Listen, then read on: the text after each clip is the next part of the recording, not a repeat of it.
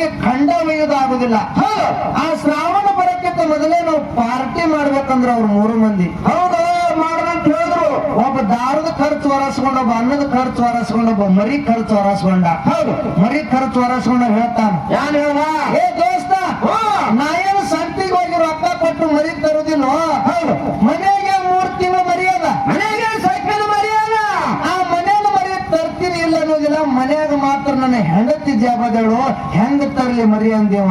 ಹೌದು ಹೇಳ್ತೀನಿ ಒಂದು ಕಂಪನಿ ಅವಾಗ ಇಬ್ರು ಕೂಡ ಏನಂದ್ರು, ಏ ದೋಸ್ತ, ನೀ ಹೆಂಡತಿಗೆ ಬಾಳ ಅಂದ ಕಾಣ್ತಿ, ನೀನ್ ಹೆಂಡತಿ ಬರ್ಕೊಂಡು ಬಳಕ ಮರಿ ತಗೊಂಡ ಬಾ, ಅವಾಗ ಕೊಯ್ದು ಒಣಗಿ ಮಾಡಿ ಊಟ ಮಾಡೋಣ ಅಂತ ಹೇಳಿದ್ರು. ಹೌದಪ್ಪ ಅವ್ರು ಹೇಳಿದ್ರು. ಯಾಕಂದ ದಾರು ತಂದ್ರು, ನಂದು ಕುಡಿ ನಿಂದು ಕುಡಿ, ನಂದು ಕುಡಿ ನಿಂದು ಕುಡಿ ಅನ್ನೋದ್ರ ಟೈಮ್ 11 ಆಯ್ತು, ದಾರು ಮುಗಿತ್ತು, ನಿಶೆ ಹೆಚ್ಚಾಯ್ತು, ಹಸು ಬಾಳ ಆಯ್ತು.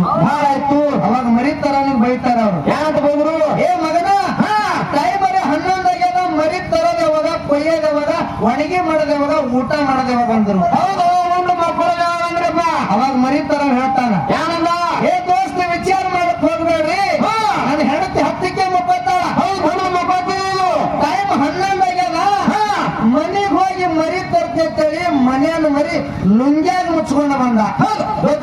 ಕಟ್ಕೊಂಡು ಬಂದ, ದೋತ್ರ ಚಾದಾಗ ಕಟ್ಕೊಂಡು ಬಂದು ಶಿಸ್ತಿನಾಗಿ ಕೊಯ್ದು ಒಣಗಿ ಮಾಡಿ ಊಟ ಮಾಡಿ ಮಲ್ಕೊಂಡ್ರು. ಮುಂಜಾನೆ 5ಕ್ಕೆ ಎತ್ತರ ಆಯ್ತು, ನಿಶೆ ಇತ್ತು. ನಿಶೆ ಇತ್ತು, 3 ಮಂದಿ ತಮ್ಮ ಮನಿಗ್ ಹೋದ್ರು. ಇವ ಮರಿ ಒಯ್ದವನು ಅವ್ರ ಮನಿಗ್ ಹೋದ.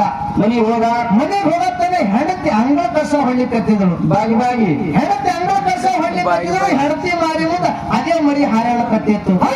ಇವ ನೀತಿಗಣ್ಣ ಕಣ್ಣು ತಿಕ್ಕೋತಾನ, ಅಲ್ಲ ಇದ್ರ ಅವನು ರಾತ್ರಿಯೇ ಕೈಕೊಂಡು ತಿಂದಿನಿ, ಇಲ್ಲೇ ಹಾರಾಡಕತ್ತದಂದವ. ಅವಾಗ ಹೆಂಡತಿ ಹೇಳ್ತಾಳ, ಆ ಮರಿ ಬೈದಿ ಬೆಂಕಿ ಹತ್ತರಿ ಕಳ್ಳಗತ್ತಲೆ ಕರಿ ನಾಯಿ ಕುഞ്ഞി ಒಯ್ದಿರಲ್ಲ, ಅದು ಎಲ್ಲಿಟ್ಟಿರಂದಳ.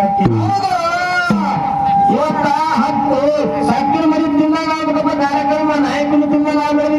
ನಾಯಕನಿ ತಿನ್ನಬಾರ್ದು, ಮರಿ ತಿನ್ನ ಕಾರ್ಯಕ್ರಮ ಈ ಊರಾಗ ಆಗ್ಬೇಕಾಗ್ಯದ ಪುಣ್ಯಾತ್ಮರೇ. ಅದಕ್ಕೆ ಇರ್ಲಿ ಹೆಚ್ಚಿಗೆ ಮಾತನಾಡಲಾರ್ದೆ ಒಂದು ಖ್ಯಾಲಿ ಹಾಡಿ ನಮ್ಮ ಮೊಬೈಲ್ ಕನ್ನಡದವರಿಗೆ ಪಾಳಿ ಹೋಗ್ತದ. ಶಾಂತತೆಯಿಂದ ಆಲಿಸಬೇಕಾಗಿ ವಿನಂತಿರುತ್ತದೆ.